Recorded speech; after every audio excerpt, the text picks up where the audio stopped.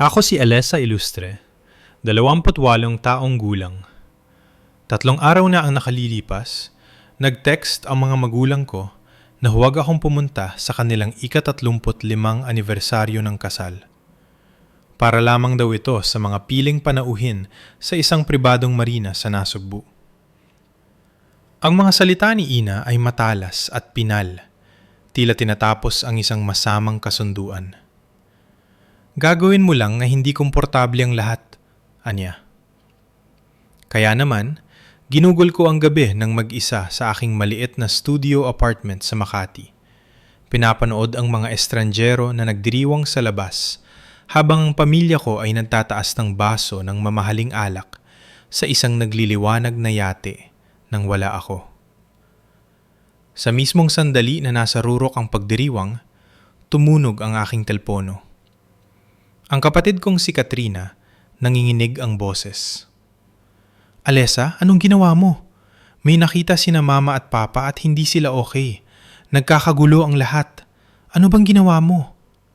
Ang bagay na tinutukoy niya ay ang balitang lumabas sa mismong oras na iyon. Ang aking kumpanya, ang Suri Dagat, ay kakalunsad pa lamang na may napakataas na halaga.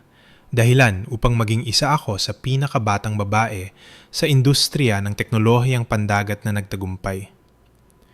Ngunit ang tunay na gulat ay ang kasama nito. Ang patunay na tinangka ng aking kapatid na nakawin ang aking gawa. Bago ko isalaysay ang nangyari ng gabing yon, kailangang balikan muna natin ang simula. Hindi lang kami basta mayaman.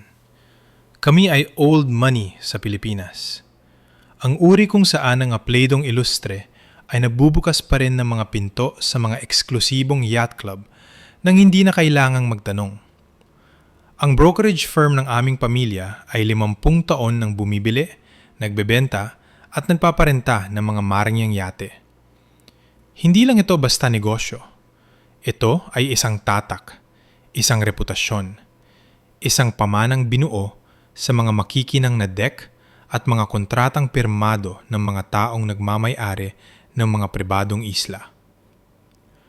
Ang aming opisina sa Marina ay may pangalan namin sa nakaukit na bakal sa itaas ng pasukan at bawat paglulunsad ng bagong yate tuwing tag-init ay tila isang koronasyon. Si Katrina ang paborito, 6 na taon ang tanda sa akin. Lumaki siyang alam kung anong tinidor ang gagamitin sa mga charity dinner at kung paano pasayahin ang mga makapangyarihang negosyante. Isinusuot niya ang kanyang mga mamahaling damit na tila balute at naalala ang pangalan ng mga anak ng bawat kliyente. Mula nang mag-16 siya, isinasama na siya ni Papa sa mga boat show sa Singapore at Hong Kong. Ipinakikilala siya ni Mama sa lahat bilang ang kinabukasan ng kumpanya. Noong 25 na siya, nagpapatakbo na siya ng mga pulong sa mga kliyente, habang ako naman ay nag-aaral pa ng advanced mathematics at coding. Hindi lang namana ni Katrina ang posisyon, tila binuo siya para rito. Likas na alindog, perpektong ngiti, ang uri ng tao na kayang magsara ng isang deal na nagkakahalaga ng bilyong piso habang nagtatanghalian at pinalalabas na tila pabor pa ito sa kanila. Iba ako. Mas gusto ko ang code kaysa sa mga cocktail party. Ginugol ko ang aking mga bakasyon sa laboratorio sa universidad kaysa sa dagat. Noong nakapagtapos ako, nang gumiti si Mama para sa mga litrato. Pero sinabi sa isang kaibigan na yugto lang daw ito ng buhay ko. Sabi niya, malalampasan ko rin ito at babalik sa isang bagay na mas kapaki-pakinabang, isang bagay na akma sa imahe ng pamilya. Tumanggo lang si Papa. Hindi sila pumunta sa aking graduation. May paglulunsad ng yate noong weekend na iyon. Ipinapakita ni Katrina ang aming bagong listahan sa isang grupo ng mga dayuhang mamumuhunan. Mahalaga ang pakikipag-ugnayan, anak, paliwanag ni Mama sa telepono. Naiintindihan mo naman, di ba? Naiintindihan ko. Naintindihan ko noong ang mga hapunan ng pamilya ay naging mga sesyon ng stratehiya tungkol sa benta. At tahimik lang akong nakaupo habang pinag-uusapan nila ang mga disenyo at ang ego ng mga kliyente. Naiintindihan ko nung ipinakilala ni Papa si Katrina sa mga business partner bilang ang susunod na henerasyon at ipinakilala ako bilang ang anak naming mahilig sa computer. Naintindihan ko nung dumating ang mga Christmas card na may mga litrato ni Katrina sa deck ng isang bagong yate at ang pangalan ko ay parang footnote na lang sa ibaba. Sa aming pamilya, ang halaga mo ay sinusukat sa kung gaano mo pinagsisilbihan ang pamanang ito. Kung pinalalakas mo ang tatak, mahalaga ka. Kung binabantaan mo ang imahe, kahit sa pagiging masyadong tahimik o masyadong kakaiba, nagiging problema ka na kailangang ayusin. Pinalakas ito ni Katrina. Ako? Hindi. Kaya, bumuo ako ng sarili ko. Ang kumpanya ang lahat para sa kanila. Nakaligtas ito sa mga krisis sa ekonomiya at kahit sa malaking sunog sa pantalan noong dekada 90. Ginugol ni Papa ang kanyang buhay para panatilihin itong nakatayo. Ginugol naman ni Mama ang sa kanya para siguraduhing maganda ito tingnan sa labas. Pinag-uusapan nila ito na tila isang buhay na nilalang na kailangang pakainin, protektahan at pakinangin. Si Katrina ang perpektong tagapangalaga. Alam niya ang pangalan ng bawat malaking broker sa bansa at hindi kailanman pinalalampas ang pagkakataon na ipaalala sa mga tao na ang Illustre Yachts ay narito na bago pa isilang ang karamihan sa kanila. Noong una, sinubukan kong makibagay. Pumupunta ako sa mga yacht show pag-uwi ko galing kolehiyo. Nakatayo lang ako sa likuran habang si Katrina ay nakikihalubilo sa mga tao. Numingiti kapag tinatanong ako ng mga kliyente. Si Alessa ay nasa paaralan pa, sasabihin ni Mama sa malambing pero may halong babalang boses. Matalino siya, pero alam mo naman ang mga kabataan ngayon. Malinaw ang pahiwatig. Ang aking talino ay walang halaga maliban kung magsisilbi ito sa kumpanya. Isang taginit, nag-alok akong tumulong sa website. Ang site ng kumpanya ay parang galing pa sa unang bahagi ng 2,000. Mabagal, pangit ang mga litrato, at walang maayos na search function. Isang linggo ko itong binubuo sa aking kwarto. Nung ipinakita ko kay Mama ang prototype, tinignan niya lang ito ng 10 segundo at sinabing, "May mga tao kaming binabayarang para dyan, Alessa. Huwag mong sayangin ang oras mo." Tumawa si Katrina at idinagdag, "Kailangan ka namin sa launch party, hindi sa harap ng computer." Iyon ang naging pattern. Bawat pagkakataon na susubukan kong mag-ambag na makabuluhan, binabalewala ito. Bawat pagkakataon na dadalo ako sa isang kaganapan, sasabihan ako na masyado akong tahimik. Bawat pagkakataon na pag-uusapan ko ang aking mga klase, ang usapan ay babalik agad sa susunod na kliyente. Huminto na ako sa pagpapaliwanag. Huminto na ako sa pagdalo sa mga hapunan kung saan alam kong magiging saling pusa lang ako. Huminto na ako sa pagpapanggap na ang pamanang ito ay akin ding pasanin. Sa halip, nagsimula akong bumuo ng isang bagay na hindi nila mahahawakan. Isang bagay na hindi nangangailangan ng kanilang pagsang-ayon. Isang bagay na umiiral dahil sa akin at hindi sa kabila nila. Lumaki ang puwang sa pagitan namin ng tahimik. Si Katrina ay lalong tumaas ang posisyon. Ako naman ay mas lalong lumubog sa coding. Pinanatili ni Mama ang mga family album na puno ng tagumpay ni Katrina. Pinanatili ni Papa na balanse ang mga libro. At ako, nanatili akong nakayuko, sinasabi sa sarili ko na wala itong kuwenta. Pero meron. Bawat litrato ng pamilya sa yate na wala ako ay mas masakit. Bawat beses na sasabihin ni Mama ang salitang pamana na tila ito lang ang mahalagang salita sa mundo, parang isang pintong sumasara. Bawat papuri kay Katrina sa pagiging perpekto, pakiramdam ko ay lalo akong lumiliit. Sa huli, natanto ko ang katotohanang matagal na nilang itinuturo sa akin. Sa pamilyang ito, ang halaga mo ay ayon sa silbi mo sa pamana. At huminto na ako sa pagsisilbi rito. Kaya, bumuo ako ng sarili ko. Nagsimimulang magbago ang lahat noong tagsibol 3 taon ang nakalilipas. 25 na ako noon, nakikitira pa sa sofa ng isang kaibigan habang ibinubuhos ang bawat libreng oras sa aking laptop. Ang code ay naging isang totoong sistema.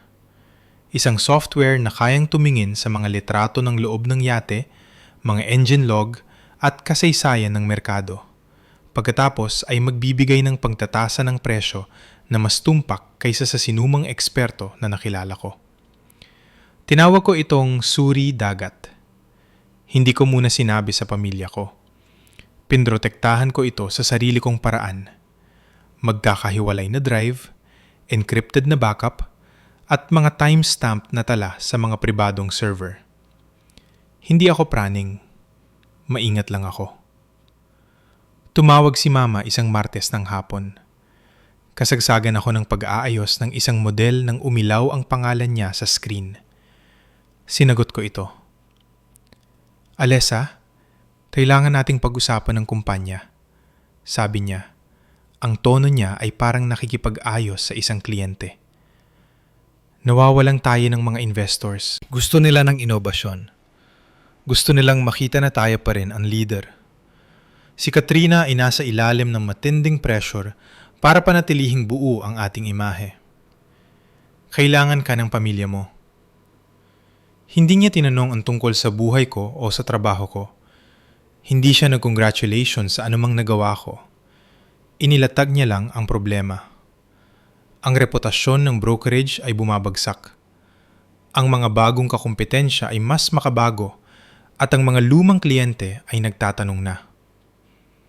Gusto nila ng bagong pag-uusapan, sabi niya.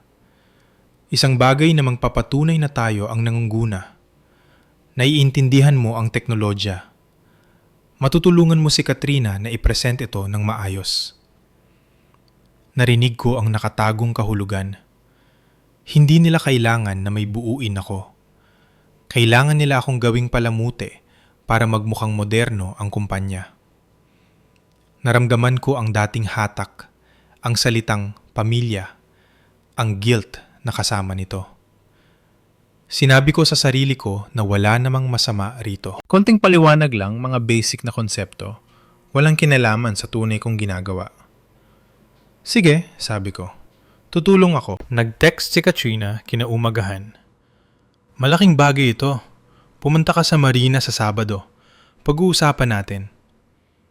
Nagmaneho ako papunta roon. Ang opisina ay amoy dagat at bagong barnis. Niyakap ako ni Katrina pagpasok ko.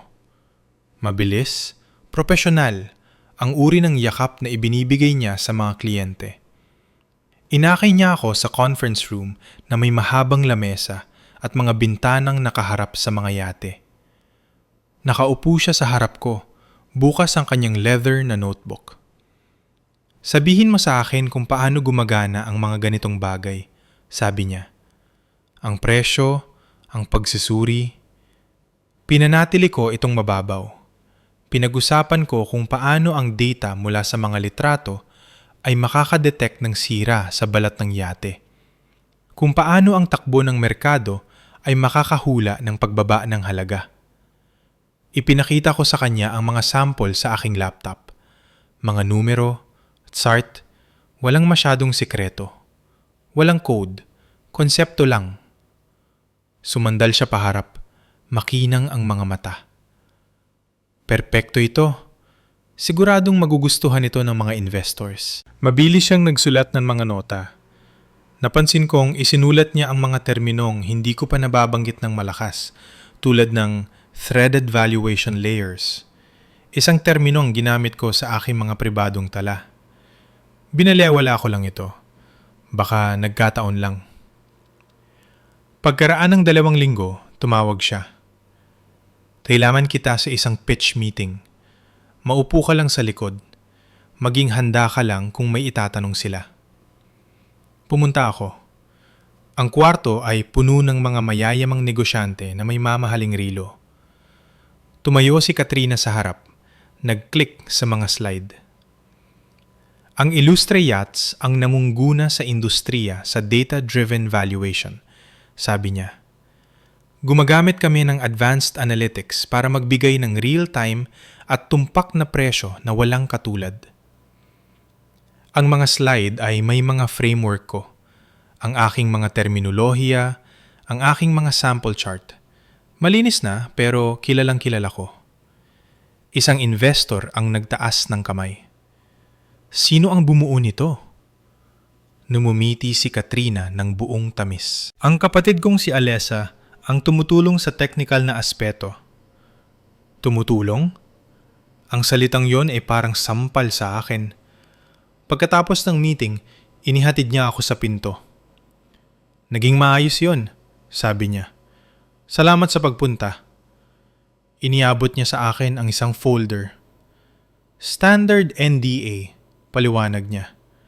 Para protektahan ang negosyo ng pamilya. Sakop nito ang lahat ng may kinalaman sa Illustre Yachts. Naiintindihan mo? Binasa ko ito ng mabilis. Non-disclosure sa lahat ng proprietary information. Pinoprotektahan din ba nito ang gawa ko? Tanong ko. Siyempre, sabi niya. Pamilya tayo. Nagbabantayan tayo. Pumirma ako dahil sa sandaling yon. Naniwala pa rin ako na ang pamilya ay nangangahulugan ng proteksyon. Ang mga sumunod na buwan ay tila paglalakad sa alambre.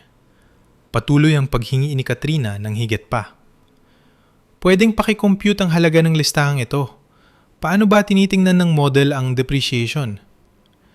Binibigyan ko siya ng mga resulta, pero hindi kailanman ang source code, ang puso ng system. Patuloy niya itong ginagamit. Sa isang show sa Subic, nagpakita siya ng mga slide na gamit ang mismong mga salita ko, titik por titik mula sa aking mga tala. Nagpalakpakan ang mga tao. Nagpasalamat siya sa team, pero hindi binanggit ang pangalan ko. Nagsimula na akong mag-alinlangan. Bakit kailangan niya ng ganito karami? Bakit ang mga slide ay kamukhang-kamukha ng gawa ko? Pero pinigilan ko ang nararamdaman ko. Nagigipit lang sila, sabi ko sa sarili ko. Nawawalan na ng mukha ang kumpanya sa mga investors. Kailangan lang nila ng sapat na materyales para magmukhang ng ungguna pa rin. Kapag ligtas na ang reputasyon, hihinto na rin ito. Iyon ang paulit-ulit kong sinasabi sa sarili ko. Ang duda ay tumahimik, pero hindi ito nawala. Makalipas ang ilang buwan, ang mga pakiusap ay naging mga utos. Tumawag si Katrina isang Huwebes ng gabi. Habang nag-iinit ako ng pagkain sa aking apartment, nag-vibrate ang phone ko. Alessa, kailangan namin ng buong sistema, sabi niya. Walang hello, walang kamustahan. Umuuring ang mga investors. Kailangan naming i-integrate ang model mo sa kumpanya. Ito lang ang tanging paraan para maisalba ang ating posisyon. Ibinaba ko ang plato. Ang model ko? Oo, sabi niya. Ang valuation tool na ginagawa mo. Kailangan nating ipakita sa kanila na tayo ang nauna. Pumirma ka ng NDA. Lahat ng may kinalaman sa negosyo ay pag-aari namin. Pakiramdam ko ay nawalan ng hangin sa kwarto. Hindi ito trabaho ng Illustre Yachts. Proyekto ko ito. Tumawa siya, pero walang saya rito. Nag-consult ka para sa amin? Ginamit mo ang oras namin, ang resources namin. Conflict of interest kung itatago mo ito. Sumasang-ayon si Mama. Kailangan namin ito ngayon din. Sabi ko, hindi. Kinabukasan, tumawag si Mama. Ang boses niya ay parang yelo. Alessa, tama ang kapatid mo. Pumirma ka ng kasunduan. Meron kang legal na obligasyon sa negosyo ng pamilya. Huwag mong pahirapin ang mga bagay-bagay. Ipinaliwanag ko muli. Ang NDA ay para sa mga sikreto ng Illustre Yachts. Hindi nito sakop ang aking independiyenteng gawa. Binuo ko ito bago pa man ako tumulong sa kanila. Pinutol ako ni Mama. Huwag kang makipag-abogado sa akin. Ang pamilya ay hindi nagdedemanda sa pamilya. Ibigay mo kay Katrina ang code at makausad na tayo. Tumanggi ulit ako. Pagkaraan ng 2 araw, sumulpot si Katrina sa apartment ko. Hindi siya kumatok. Ginamit niya ang susi na hawak pa ni Mama mula noong kolehiyo ako. Pumasok siya. Tumutunog ang kanyang takong sa sahig at naupo sa sofa na tila siya ang may-ari ng lugar. Kailangan namin ng buong sistema, pag-uulit niya.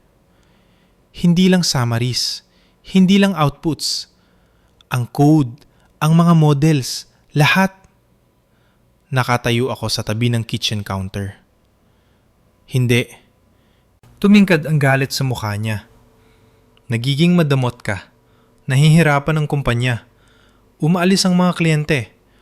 Kung hindi namin ito maibibigay, mawawala ang lahat ng binuo ni Papa. Gusto mo bang makonsensya? Tinitigan ko siya. Gawa ko ito. Sumandal siya paharap.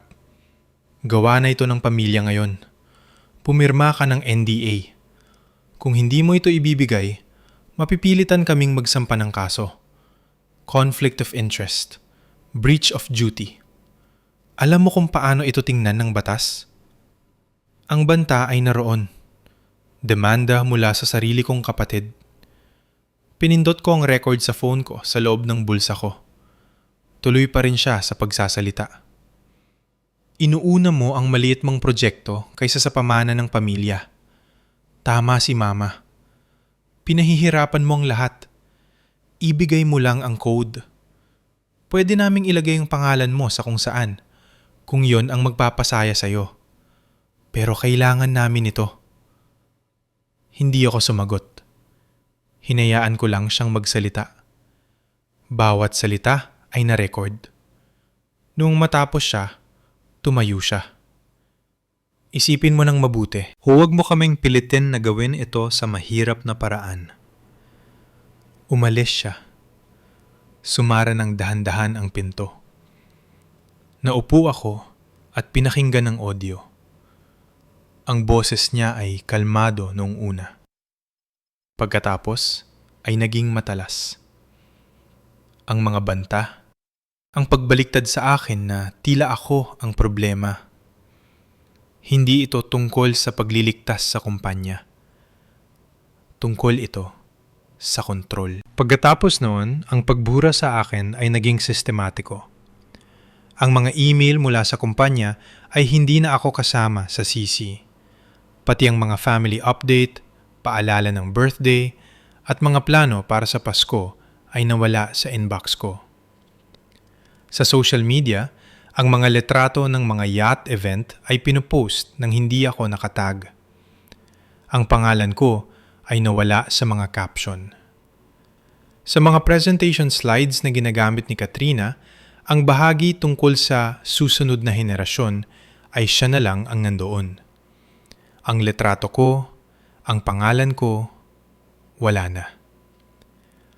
Tumawag si Mama makalipas ang 1 linggo. Alessa, sabi niya, ang boses ay mahinahon pero matalim. Alam kong masama ang loob mo, pero kailangan mong intindihin. Ginagawa mong hindi komportable ang mga tao. Masyadong mabigat ang enerhiya mo.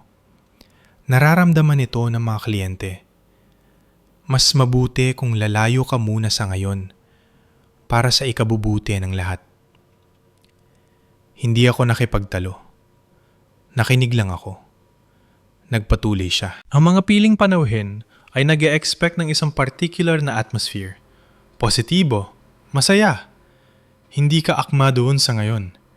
Hindi ito personal. Negosyo lang ito. Ibinaba ko ang telepono. Dahan-dahang pumasok sa isip ko ang katotohanan.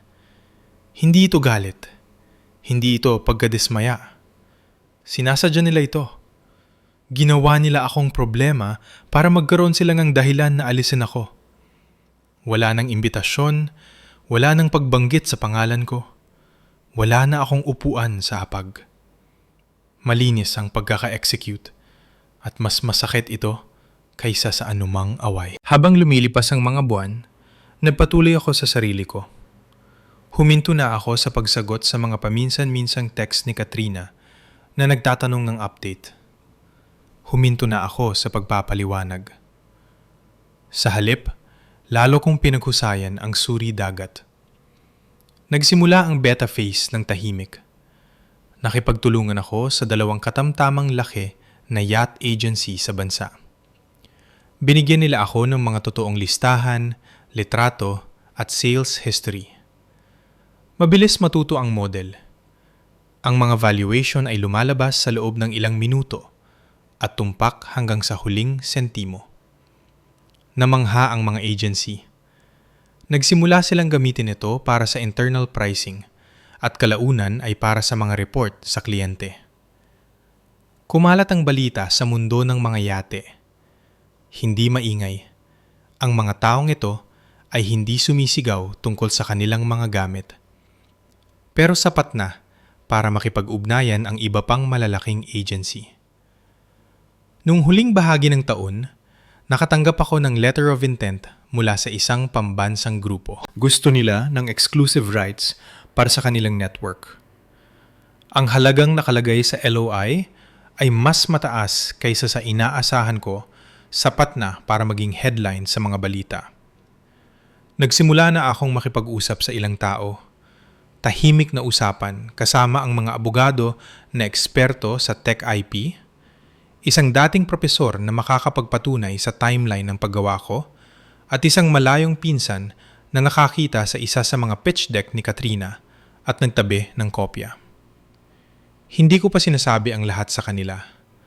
Tinitipon ko lang ang kailangan ko para siguradong ang katotohanan ay titindig ng mag-isa. Dumating ang gabi ng ika-35 anibersaryo ng kasal ng aking mga magulang. Nanatili ako sa aking studio apartment. Madilim ang kwarto maliban sa liwanag ng aking laptop. Binuksan ko ang social media. Ang mga post ay nagsisimula ng dumagsa. Sa account muna ni Katrina. Ang marina ay nagliliwanag na parang set sa pelikula. May string quartet na tumutugtog sa dock. Ang mga piling panauhin ay naka-black tie at gown. May hawak na champagne, tumatawa at nagtataas ng baso. Si Mama ay naka-gown na kulay pilak. Si Papa ay nakatuksido, nakikipagkamay sa mga makapangyarihang tao. Si Katrina ay nasa gitna, nagtataas ng kanyang baso sa kamera. Ang caption, nagdiriwang ng 35 taon ng pagmamahalan at pamana. Walang banggit sa akin. Walang bakanting upuan. Parang hindi ako kailanman nag-exist. Nag-scroll pa ako. Higit pang mga kwento, higit pang mga toast, higit pang mga litrato ng yate na nirentahan nila para sa gabi. Ang mismong yate na inilista ni Papa para ibenta noong nakaraang taon. Mukhang masaya ang mga bisita. Pagkatapos, dumating ang notification. Isang alerto mula sa pangunahing business news site sa bansa. Ang artikulo ay na-publish sa mismong sandali na ang party ay nasa rurok nito. Tagapagtatag ng Yacht Tech, inakusahan ang kapatid ng pagnanakaw ng intellectual property sa brokerage ng pamilya. Ang headline ay seryoso. Ang nilalaman ay mas matindi. Hawak nila ang lahat. Ang patent filing na may petsang ilang buwan bago ang unang konsultasyon ko sa kanila. Ang mga timestamp notes na nagpapakitang binuo ko ito ng hiwalay sa kumpanya. Ang pitch deck na ipinadala ni Katrina sa mga investors ay itinabi sa aking mga orihinal na models. Ang pinsan naming si Nolan ang nagbigay nito nang hindi nagpapakilala. Hindi siya namuhunan sa kanila, pero itinabi niya ang file. Si Dr. Kendra Voss, ang dati kong advisor, ay nagbigay ng pahayag na nagpapatunay sa pagka-orihinal at timeline ng aking gawa. Ang teknolohiyang ito ay binuo lamang ni Alessa Ilustre Sa kanyang independenteng pananaliksik, isinulat niya, anumang ibang claim ay walang basehan. Sinipi rin sa artikulo ang NDA at ipinaliwanag kung bakit hindi nito sakop ang personal kong proyekto. Sinipi rin ang mga presentation slides ni Katrina at ang mga email kung saan humihingi siya ng higit pa sa basic na konsepto. Walang butas ang ebidensya. Sa loob ng ilang minuto, kumalat ang balita sa buong industriya. Ang mga trade site ay kinuha rin ng kwento. Nagliyab ang mga forum. Ang mga broker na nakakita sa mga pitch ni Katrina ay nagsimula ng pagdugtong-dugtungin ang mga impormasyon. Nirefresh ko ang page. Bumuhos ang mga komento. Ito ang dahilan kung bakit dapat may dokumentasyon ng lahat. Traidoran sa pamilya sa pinakamataas na antas. Nawalan na ng kredibilidad ang ilustre. Ang phone ko ay nanahimik sa loob ng eksaktong 3 minuto. Pagkatapos, nagsimula na itong mag-ingay. Notifications, messages, emails, mga numerong hindi ko kilala. Mga mamamahayag, dating kaklase, mga taong hindi ko na nakausap ng maraming taon. Hindi ko sinagot ang isa man sa kanila. Pinanood ko lang ang mga video mula sa gala na patuloy na pinopost. Champagne, tawa, mga toast. Hindi pa nila ito nakikita, pero malapit na. Agad na dumating ang mga tawag. Nag-vibrate ang phone ko sa lamesa na tila gustong tumakas. Una, si Katrina. Hinayaan ko lang itong tumunog. Pagkatapos si Mama, pagkatapos ang mga numerong hindi ko kilala. In-off ko ang ringer at pinanood ang screen na paulit-ulit na umiilaw.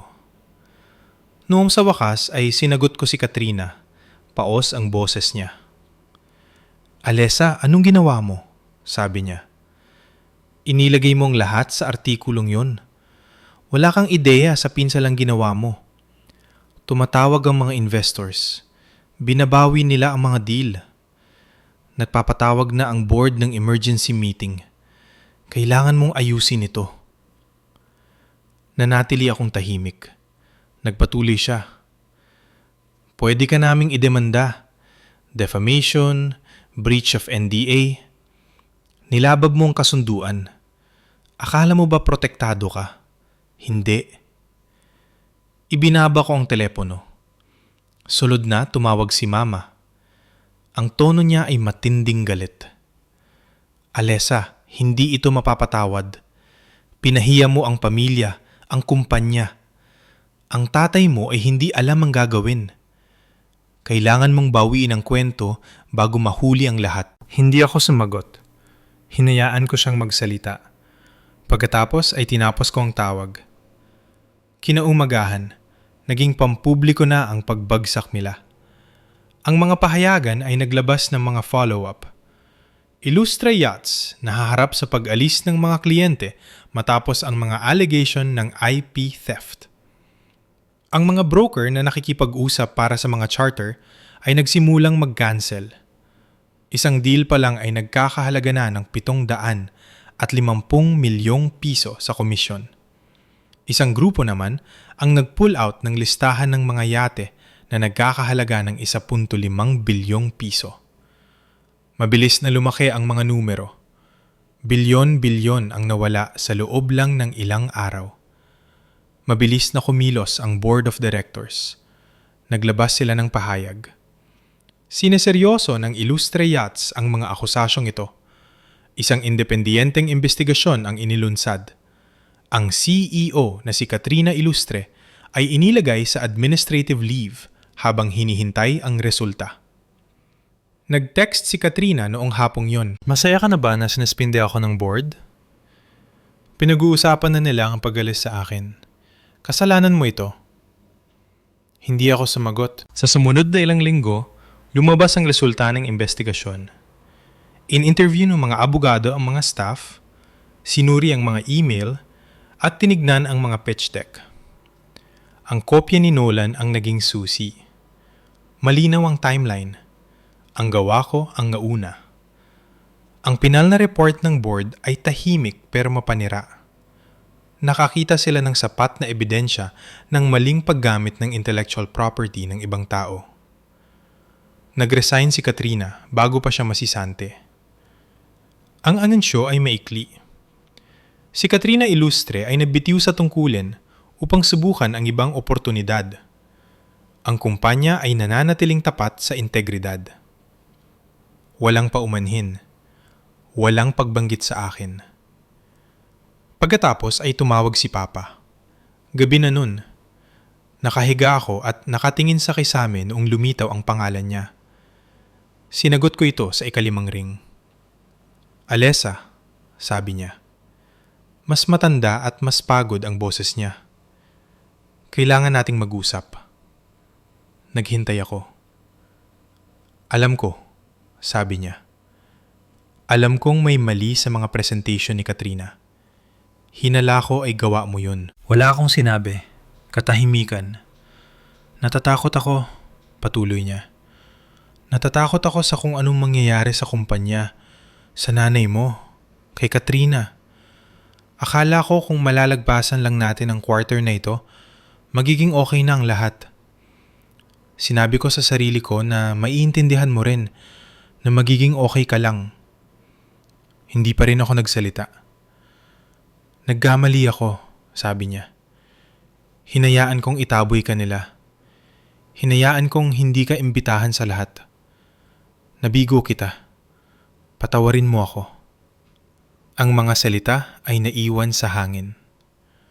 Ang sorry ay walang mababago, mahinahon kong sabi. Alam ko, sagot niya. Pero kailangan ko itong sabihin. Kung gusto mo mang makipag-usap, nandito lang ako.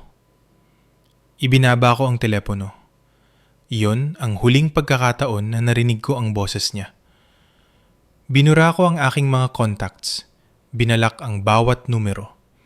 Si Katrina, si Mama, si Papa, pati na ang mga malalayong kamag-anak na baka magpadala ng mensahe. Binura ko ang mga email, in-unfollow ang mga account, at inalis ang sarili ko sa mga family group chat na matagal na ring walang imik. Hindi ko ito ginawa dahil sa galit. Ginawa ko ito para sa kalinawan. Wala nang balikan. Walang partial reconciliation. Pinutol ko sila ng tuluyan. Ang katahimikan ay pinal. At sa unang pagkakataon sa loob ng maraming taon, naramdaman ko ang kalayaan. Isang taon ang nakalipas. Mula sa aking bagong apartment sa isang penthouse sa Makati, ang Suri Dagat ay lumago ng higit sa inaasahan ko. Ang letter of intent ay naging isang ganap na partnership sa isang pambansang consortium ng mga yate. Inilunsad nila ang platform sa buong network nila, mula Subic hanggang Davao. Ang mga valuation na dati ay inaabot ng ilang araw, ay nangyayari na sa loob lang ng ilang segundo. Mahal ito ng mga kliyente. Pinagkakatiwalaan ito ng mga broker. Ang kita ay umabot sa 8 digit sa unang quarter pa lang. Kumuha ako ng team, mga engineer, mga salesperson, at isang CFO na talagang nakakaintindi ng tech. Lumipat kami sa isang opisina sa BGC. May mga whiteboard sa bawat pader. Walang hierarchy, trabaho lang na mahalaga. Nakatayo ako sa aking bintana habang tinatanaw ang syudad. Magandang sahig, malalaking bintana. Hindi masyadong magarbo pero akin ito. Walang mga family photo sa dingding, walang mga legacy plaque. Isang frame lang ng partnership agreement at isang litrato mula sa unang team meeting namin. Ang Women in Business Summit ay dumating noong Pebrero. Mahigit 1,000 tao ang nasa convention center. Ako ang keynote speaker. Sa backstage, nanginginig ang aking mga kamay. Ipinakilala ako ng MC Palakpakan. Naglakad ako palabas sa ilalim ng maliliwanag na ilaw. Sa loob ng maraming taon, sinabihan ako na ginagawa kong hindi komportable ang mga tao. Panimula ko. Sinasabihan akong masyado akong tahimik, masyadong seryoso. hindi akma sa imahe ng pamilya. Noong tinangka nilang kunin ang gawa ko, may pinili ako. Ang manatiling tahimik o ang sabihin ang aking katotohanan. Nakikinig ang buong silid. Nawala ang dati kong pamilya, sabi ko. Pero hindi ko na kailangang paliitin ang sarili ko para lang manatili. Standing ovation. Ang mga kababaihan ay tumayo. Bumuhos ang mga mensahe pagkatapos noon. Binigyan mo ako ng lakas ng loob na protektahan ang code ko. Ang kapatid ko ang kumuha ng credit, pero ngayon ay dokumentado na ang lahat. Sabi ng pamilya ko ay hobby lang ang startup ko, hindi na ngayon. Binasa ko silang lahat. Sumagot ako sa daan-daan. Mag-patent muna bago magbahagi. Huwag kailanman mag-consult ng libre para sa pamilya. Isulat ang mga hangganan sa papel. Ang integridad ay may kapalit na relasyon, pero sulit ito. Ang karera ni Katrina ay tumigil. Walang brokerage ang gustong kumuha sa kanya. Maliit lang ang mundo ng mga yate.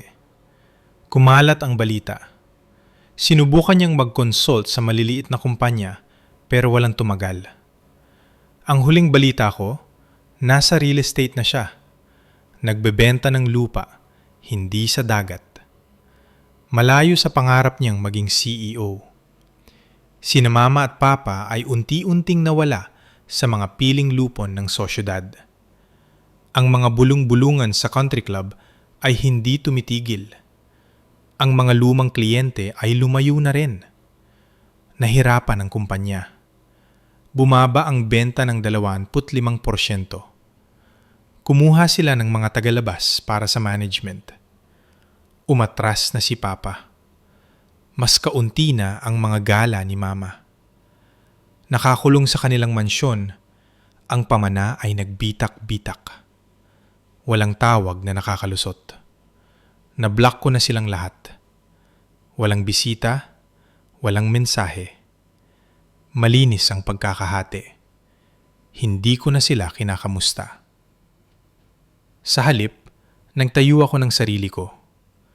Ang press conference para sa partnership ay maliit lang ang mga mamamahayag sa aming opisina. Nakatayo ako kasama ang CEO ng consortium. Ang suri dagat ay nagbibigay ng tumpak na pagsusuri na walang katulad, sabi niya. Kislap ng mga kamera. Anong pakiramdam? Tanong ng isang reporter. Pakiramdam ng katarungan, sagot ko. Hindi paghihiganti. Mahalaga ang gawa ko kahit noong walang nakakakita nito. Ang halaga ng kumpanya ay dumoble mula ng ilunsad ito. Bilyon-bilyon ang inaasahang halaga. Marami pang partnerships ang nakapila. Pero ang tagumpay ay hindi ang punto. Ang punto ay ang kalayaan. 1 taon bago ang lahat, nakaupo ako ng mag-isa habang nagdiriwang sila. Ngayon, ang team ko ang kasama ko sa bawat holiday. Tawa, take-out na pagkain, walang pressure. Si Dr. Kendra ay nag-text. Ipinagmamalaki kita. Si Nolan ay nag-email ng report ng board. Tahimik silang nakipag-ayos. Sinubukan ni Papa minsan. Isang unknown number. Alessa, pwedeng ba tayong mag-usap? Tayo lang. Na-block ito agad. Si Mama ay nagpadala ng sulat na sulat kamay. Miss ka na namin. Kailangan ka ng kumpanya. Napunta ito sa basurahan. Ang LinkedIn ni Katrina ay walang update. Hindi ako nagyayabang. Nagpatuloy lang ako. Ang mga aral ay nakatimo sa puso ko. Mag-patent bago magbahagi. Huwag magtrabaho ng libre para sa pamilya. Isulat ang mga hangganan. Emails, recordings, NDAs. Ikaw ang dapat may kontrol. Ang dugo ay napapatid kapag ang pamana ay mas mahalaga kaysa sa katotohanan. Putulin sila ng malinis. Bumuo ng sarili mong mundo. Ang boses mo ay karapat-dapat sa espasyo nito. angkinin mo ito. Kung ang kwentong ito ay may tama sa iyo, ibahagi mo ang sayo. Binabasa ko ang bawat isa. Protektahan ang iyong gawa. Limitahan ang mga pamilyang mapang-abuso. Maraming salamat sa pananatili.